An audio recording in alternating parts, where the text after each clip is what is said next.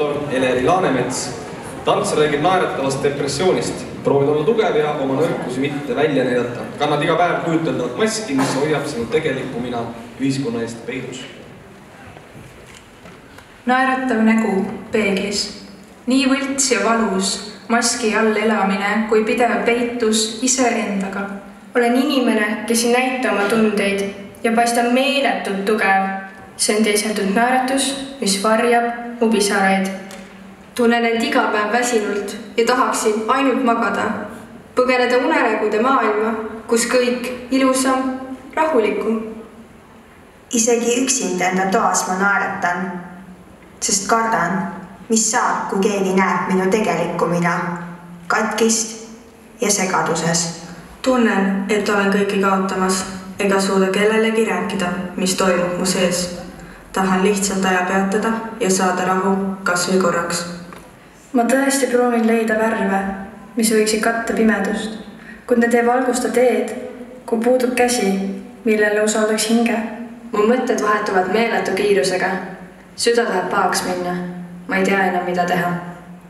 Tardunud seisan peegli ees, vaatan ennast ja näen, miski hoiab mind vangis.